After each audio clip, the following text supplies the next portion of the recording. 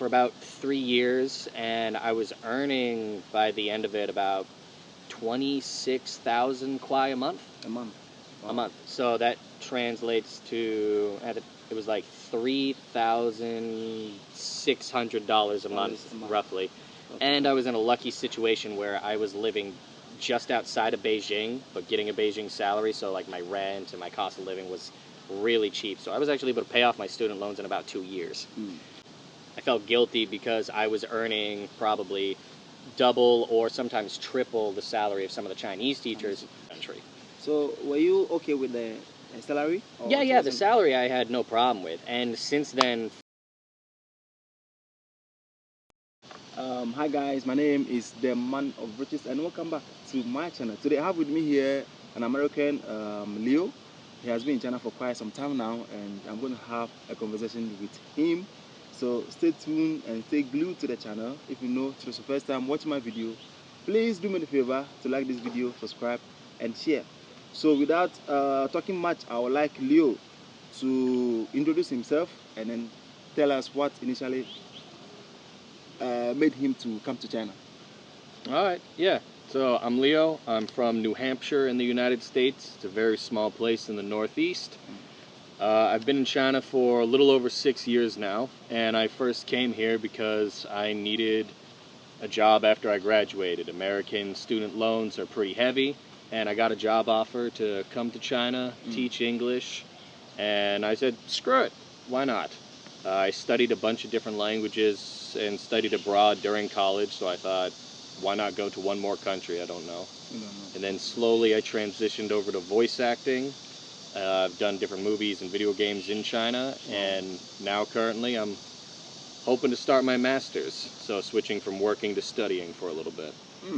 So you came here purposely to work, right? Yeah. That was your initial plan. Then, like, can you tell us like how you did it, like how were you able to get a job, and also how much you were earning every month? Okay, sure. Right.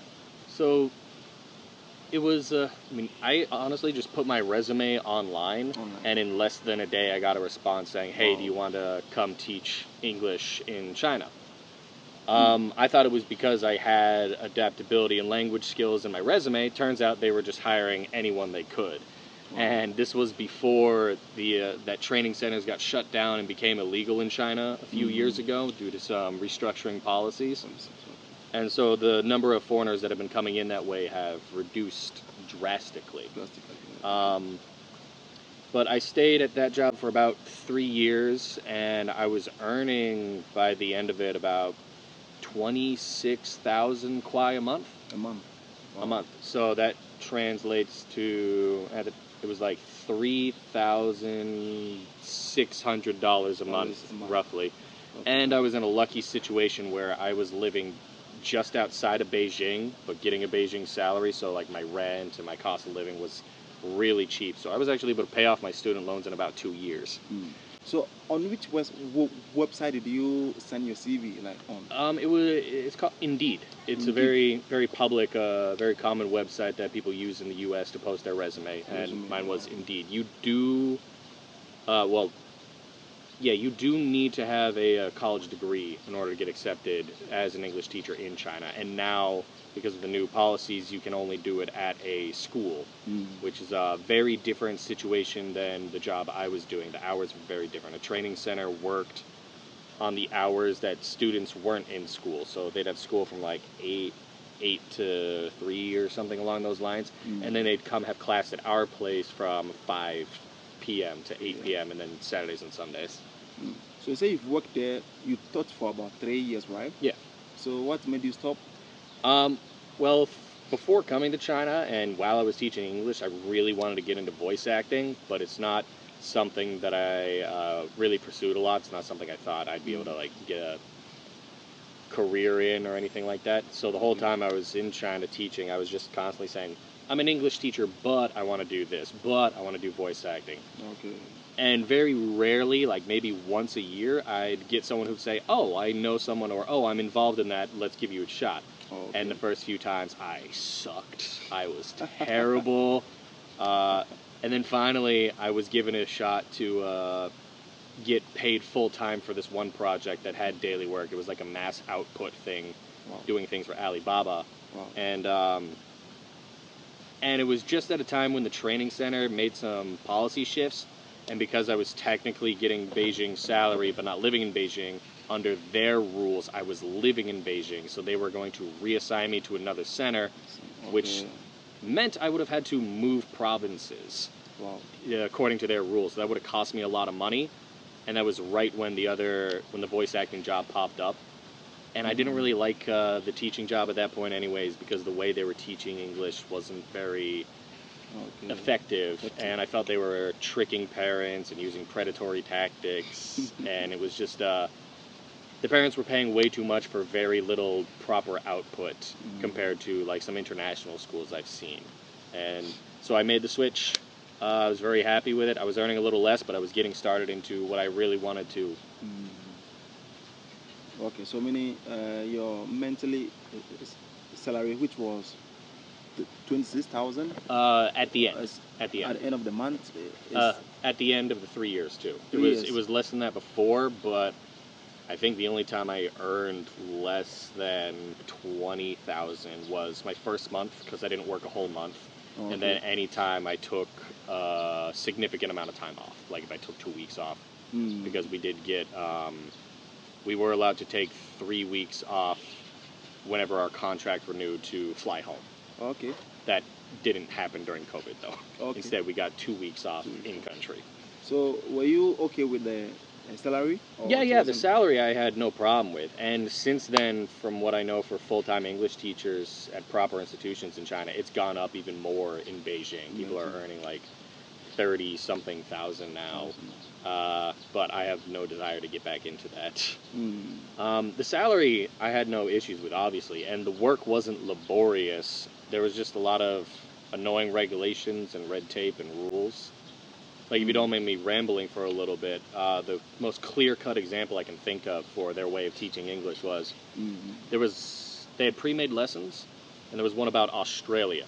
Okay. And the key words of that sentence were Bondi Beach, Great Barrier Reef, Sydney Opera House. And keep in mind, these kids were like 6 years old, and this was the stuff they had to learn. There was one slide in the PPT that was, you had to drag the characters to do the different activities on the beach, and they needed to say, he is reading, she is swimming, they are building a sandcastle. And so, he is, she is, blah, blah, blah, ing. That's very core, integral grammar for English. So I spent a lot of time focusing on that slide because my kids were struggling with it, and I thought that was important. And my boss was holding a teacher evaluation, so he watched the whole lesson.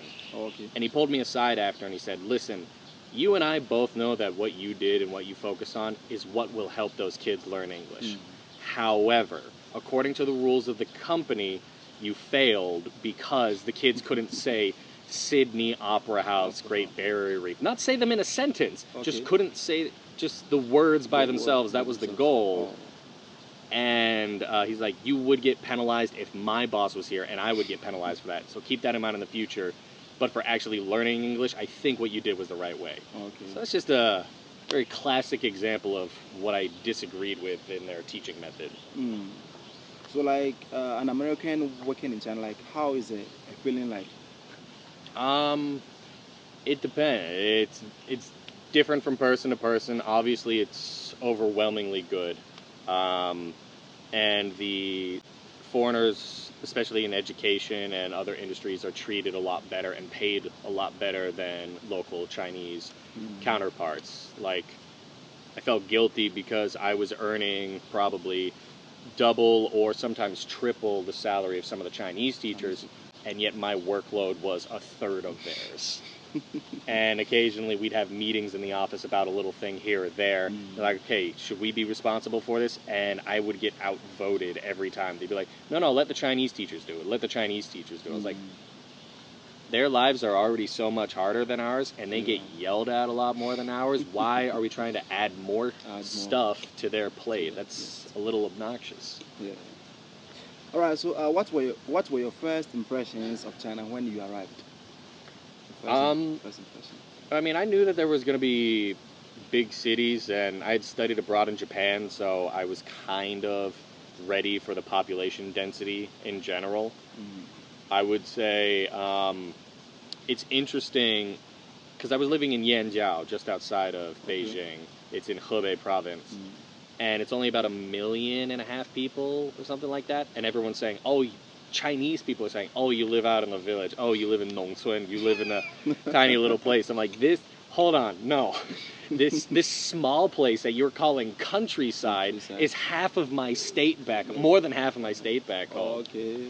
My hometown is 30,000 people, including the 2 neighboring villages.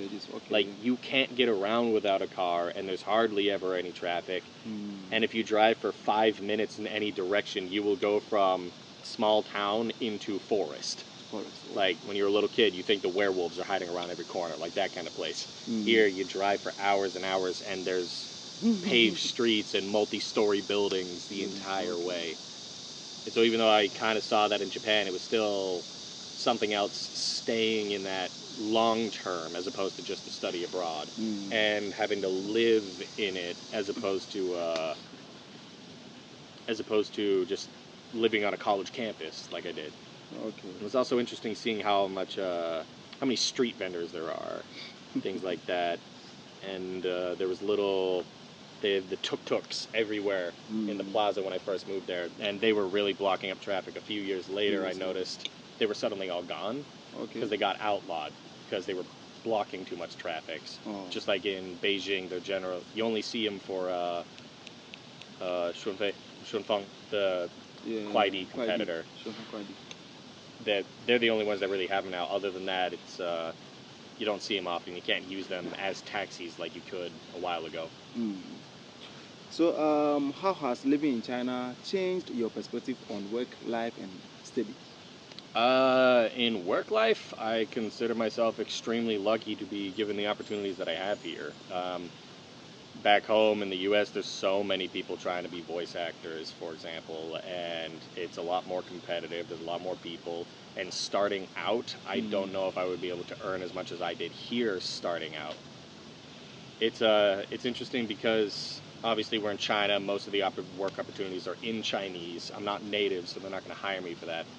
The English work opportunities are a lot fewer, but the odds of me getting those opportunities when they show up are a lot higher than they would be at home. And not to mention the salary I make when I was working full-time as a voice actor or when I was working as an English teacher, so much better than the local population, like I mentioned. So I'm incredibly thankful for it, and I try to remind myself daily that I really don't need to work that hard in comparison to so many people that I see here, and I do feel guilty about it. Waiting till I get you feel good too. Yeah, I feel guilty about it because I don't think I'm worth earning that much.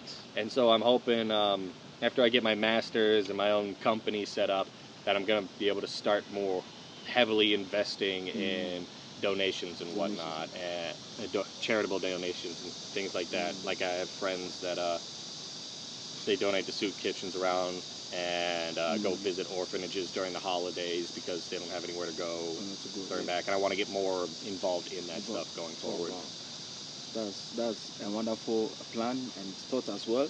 But you said you felt good when you are being paid more than the local workers. Like, why will you think so? Because you are a foreigner and probably you live in the US, and because of the dollar rates, so probably your money should be more than them, because if they pay you less, you might not have the heart, or you might not have the enthusiasm to work, the passion for the work. Like, I get that to an extent, but on the flip side, like if you look in the U.S., many immigrants to the U.S. tend to be poorer than the average American citizen, as opposed to here, where American immigrants generally would be earning more than most of the Chinese population. It's different because it's different industries, but like back in the U.S., I wouldn't see because I live very far away from the southern border, but you see it all the time online, and and occasionally there would be some Spanish-speaking immigrants up where I would live, and even though they're earning a lot less, they are still working so hard. They're still working hard every single day, and here it's just I don't know, it's different because the language that they're trying to teach is English, and typically English-speaking countries are the ones with money, so they do pay more. But if we're going to get paid more living abroad, like we're making the sacrifice of living abroad and getting paid more, I still don't think there should be, if you're going to use that as an excuse, even though there are many ethnic communities around the world that are making the sacrifice of living abroad and not earning a lot at all. If we're going to use that as the excuse, we should at least, I feel the workload discrepancy should be closed a little bit more. Obviously, I'm not going to argue against getting more money. That's nice and helpful. But I shouldn't be working 50% or 33% in comparison to the Chinese staff, in addition to getting more. That's just an additional slap in the face. Because, like, not only are they paying us more, they're making life super accommodating as well. And that's why a lot of foreigners left, because there were some changes here or there, and basically they can't have as easy a life as they did before, even though life after the changes was still pretty flippin' easy. I don't know if I can swear in your videos or not. Alright, I got it. So, like, what has been the biggest challenge you have ever faced? Biggest challenge, I would say there was definitely some times during COVID, because, like, no, I do want to stay just boilerplate. The stories I'm about to bring up are not indicative of the overwhelming majority of the Chinese population. I'm going to talk about some morons, some jerks, some not nice people. You're going to encounter those in any country you go to. But it was a little tough during COVID. There were times during COVID when everything was locked up. Obviously, that's not easy, but then there were times that things were fairly open or starting to open. And I would try to go out with friends because everyone else was allowed to go out. And there were times I would be literally shoved by security out the door. I'd walk in, they'd immediately shove me and say, no foreigners, no foreigners. It's illegal to have foreigners in this building, which was not true, but their bosses were saying no foreigners. And so they were, and I was like, if your boss is saying that, I don't have a problem with you because you're just doing your job as security. You don't need to put your hands on me. You don't need to shove me like that, because that's obnoxious. Or we'd go to certain bars that would allow us, and then the employees would call the cops saying that there were foreigners here. And the cops, these aren't Beijing cops, this is elsewhere, they would show up asking us for our passports and whatnot. And we'd show them, and we know that they were called for us because they would show up and look directly at it, knew exactly where we were sitting already, and beeline for us. And then they'd be upset that we were all doing everything legally, like all of our paperwork was in order. And then they would try to cause problems or find problems that weren't there, which was, I felt fairly unfair.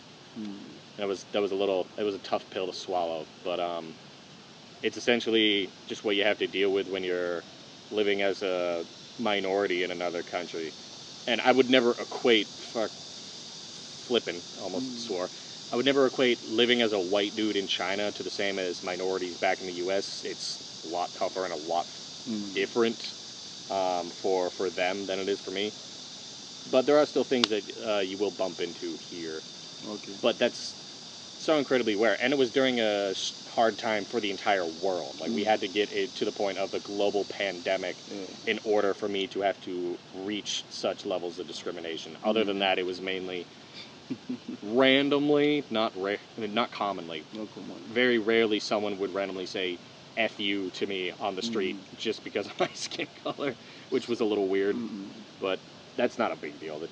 That doesn't harm me in any way. Alright, so, like, what were some of the discrimination that you have faced during the pandemic?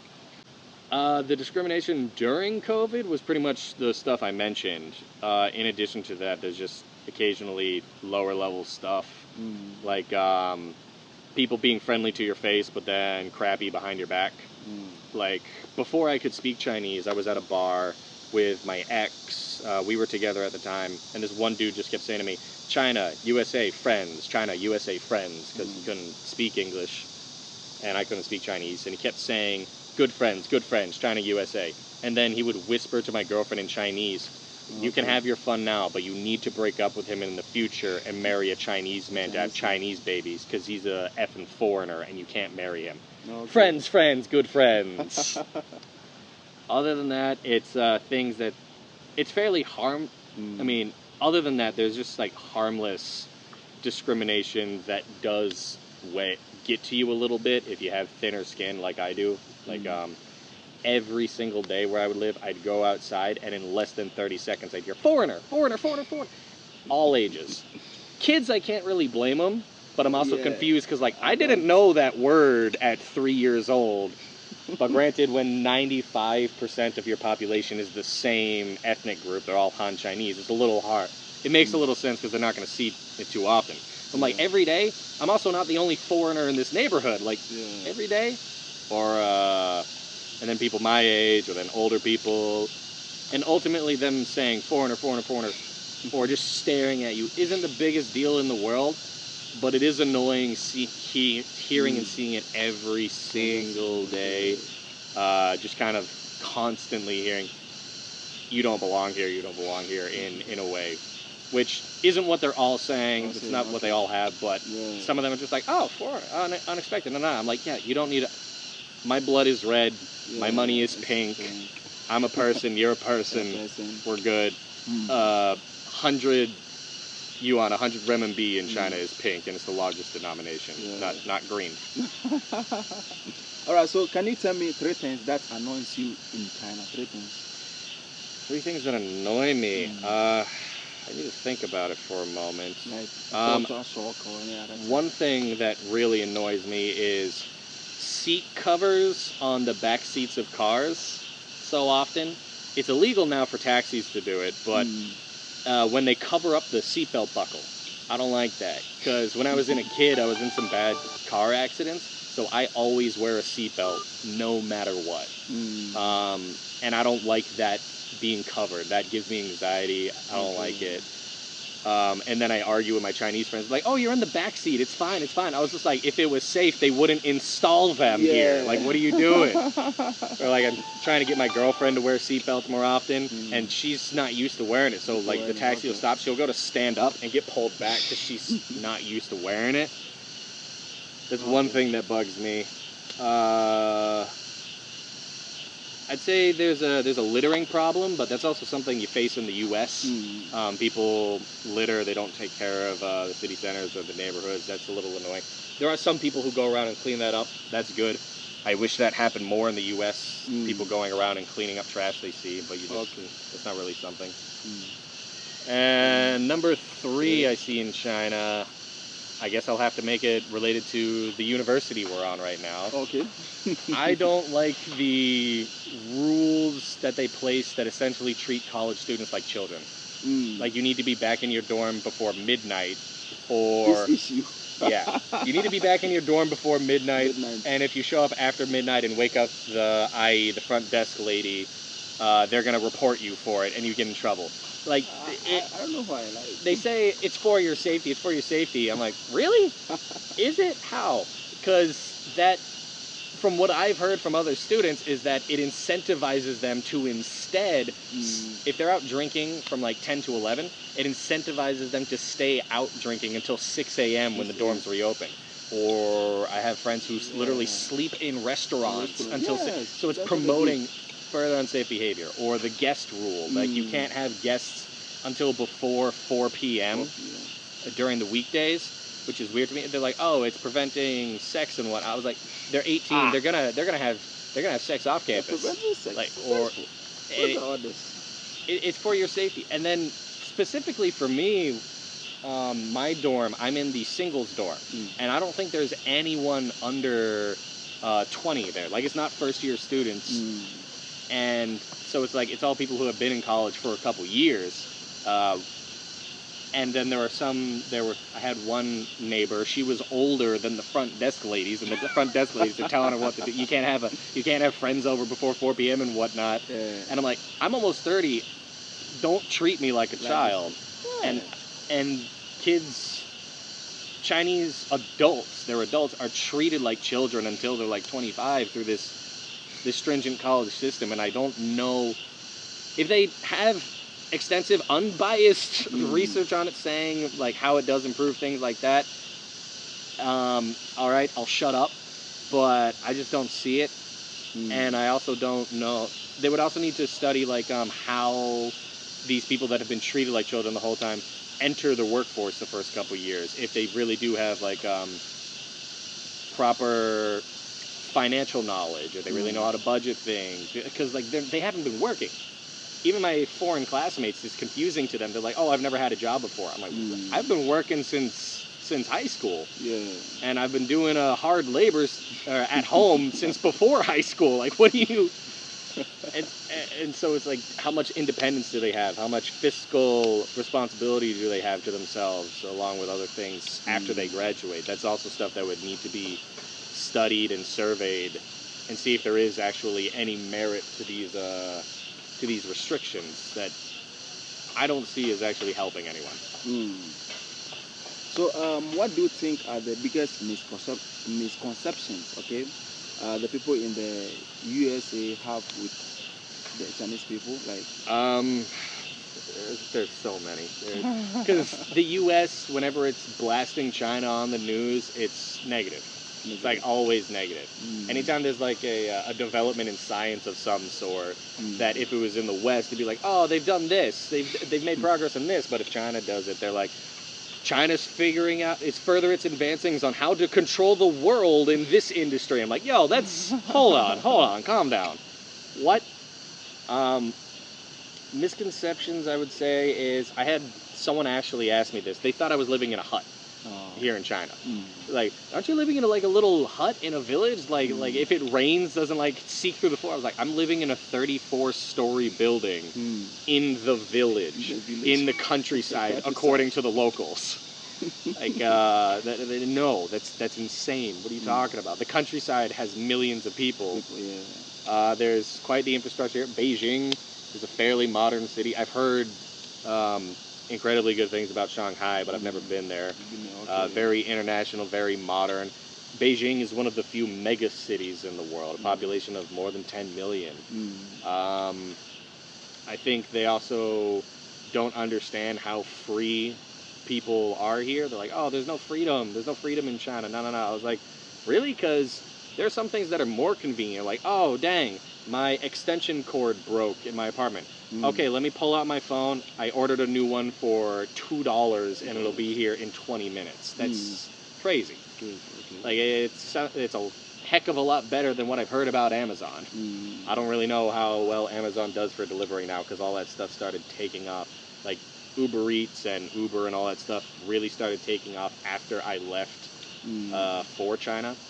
Well, at least started taking off where I live, because of very low population density. I don't know if it was already popular in New York or California or not. Yeah, people misunderstand a lot of things about China. They misunderstand what the people think, and also they conflate the government with the population. Whatever decision the government's making is not necessarily indicative of what 1.4 billion people think. And you can't blame every single Chinese person. I don't know, it's asinine to me.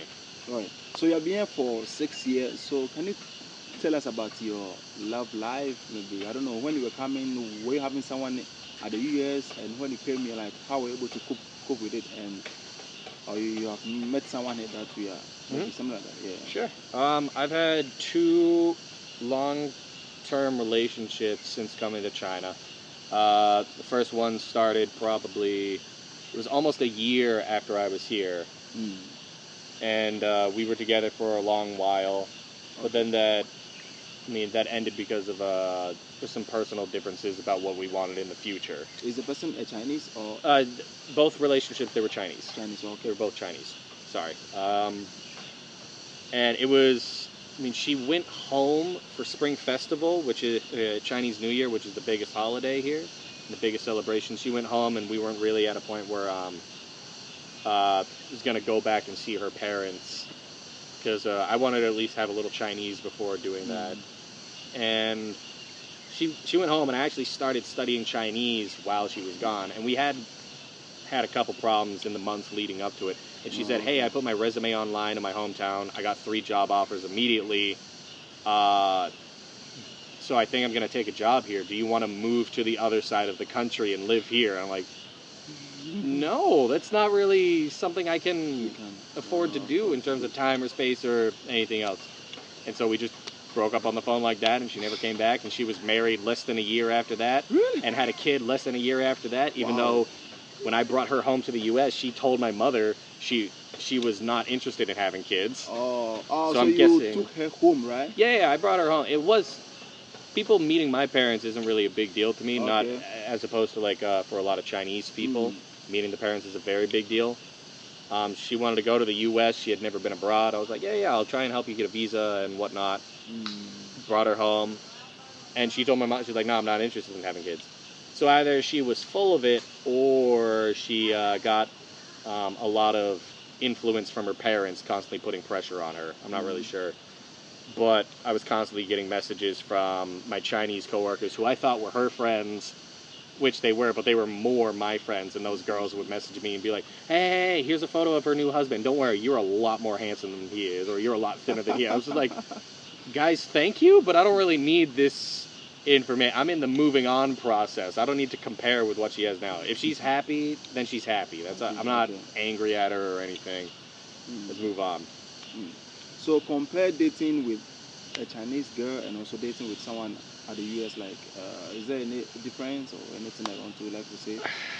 I don't know, it's hard for me to compare because the only times I had meaningful relationships in the US were with American girls was when I was in college, high school and college, and now that I'm an adult, it's just very different animals.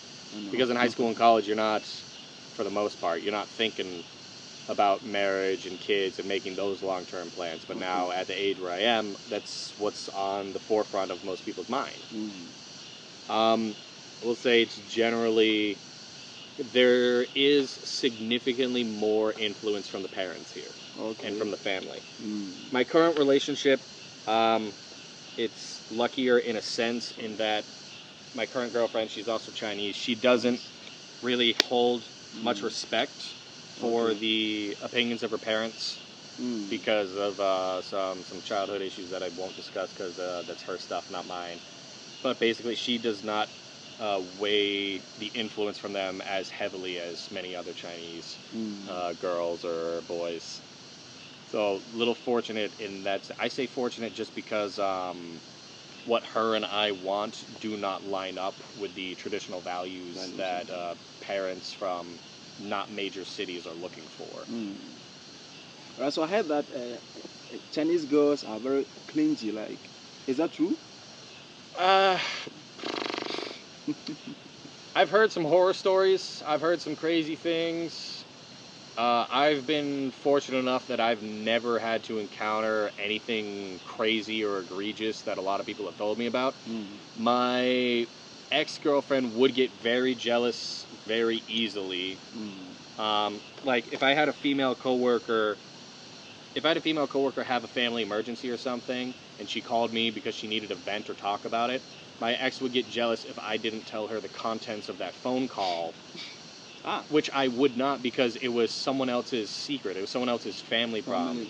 It's been years now, so it was, at the time, her little brother had been diagnosed with cancer.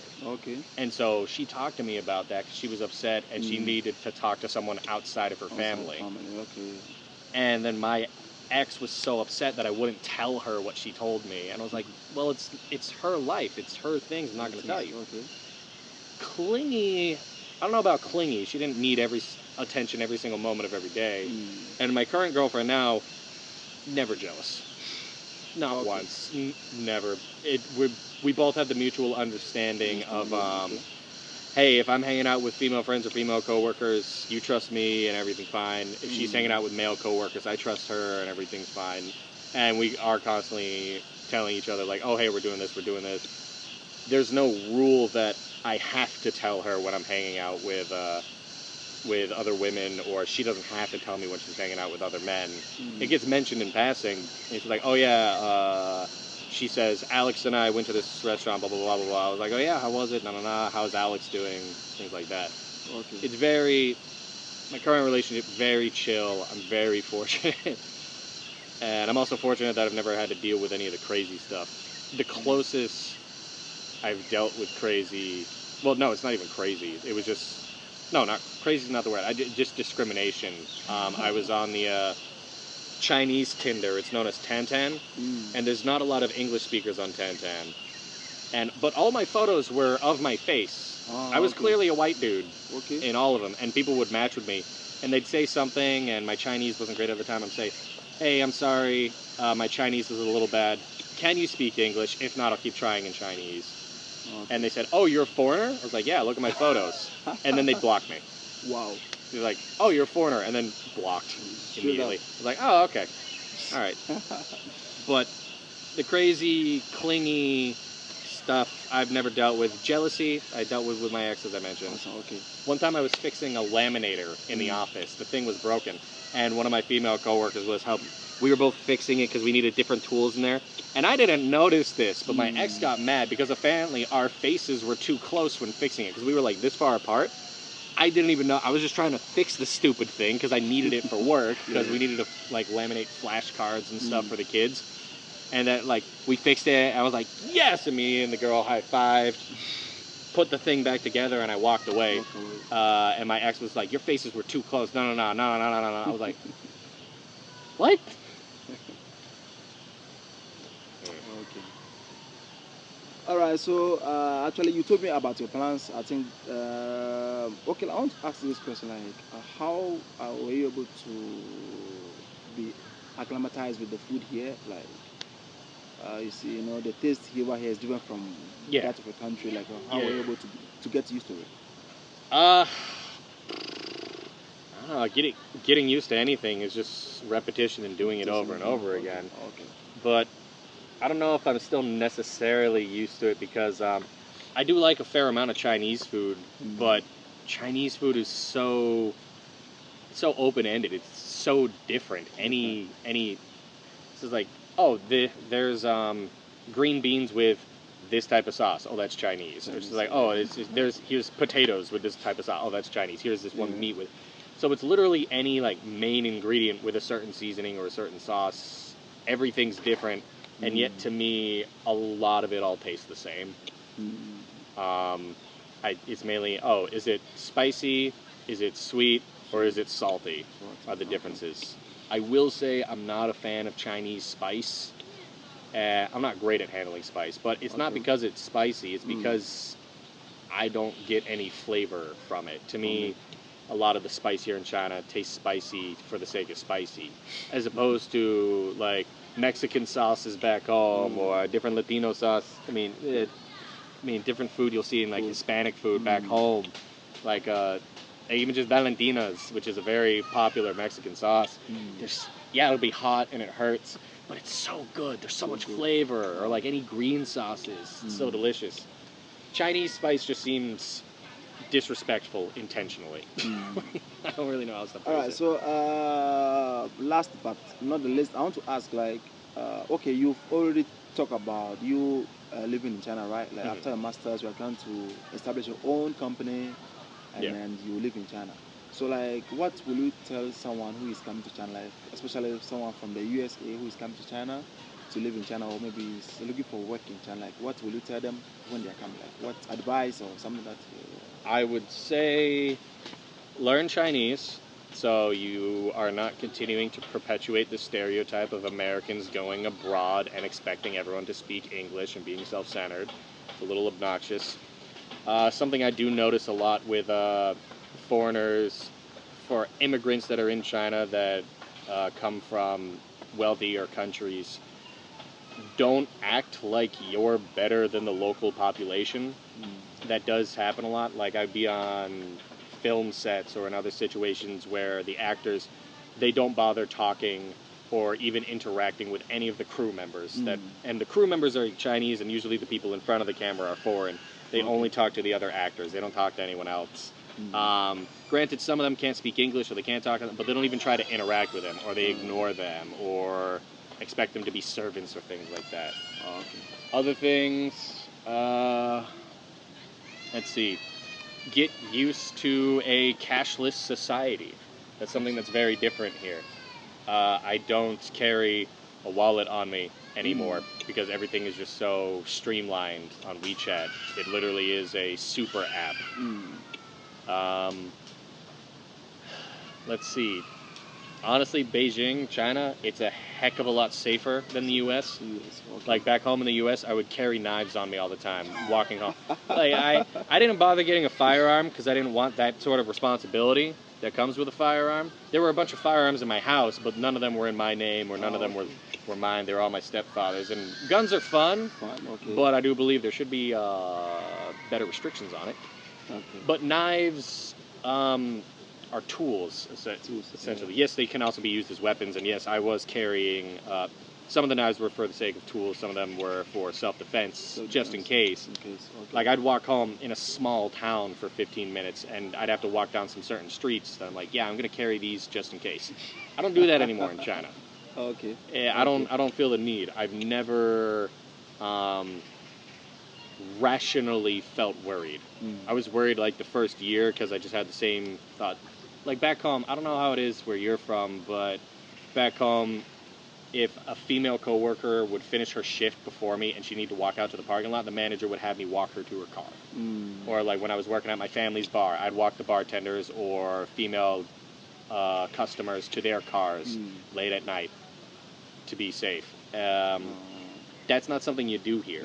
It's not something you need to. When I was going to a yoga studio a lot, one of my teachers, it was 9 p.m., class had finished, I was helping clean the place up, it was just me and her, and she said, oh, Leo, you can go home first. I said, no, and I'm sitting there thinking, 20-something-year-old, very pretty, very attractive young woman walking home when it's dark outside, and her and I are practically neighbors. Like, I live in this building and she lives in this building. Okay. I was just like, I know how far she needs to go.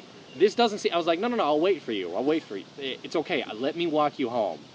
Wow. And then I just started realizing, it's like, oh no, she doesn't need that. No one needs that here. Very rarely there will be some sort of attack, but any of the attacks on people at night that I've heard of they haven't just randomly been on the street. They've been because of someone's drunk at a bar or something like that. But that can happen literally anywhere that has a lot of bars. Never heard of something that happened on the street. Doesn't mean it doesn't happen, but not from anyone I've talked to, not from anyone I know, or any news I've seen. Okay. Alright, thanks for honoring my invitation, and lastly, I will tell you to give out your social media. Maybe probably someone would like to follow you and also get in touch with you later on. So you can put your Instagram, your Twitter, your maybe anything like. Well, I don't have any of that. I don't use Instagram, Snapchat, Twitter, TikTok. Wow. Yeah, I just don't bother. If anyone needs English voice actor for a project or something, my email is leoderochervo@outlook.com. My last name is spelled Durrocher. Can you say it again? So it's LeoDurrochervo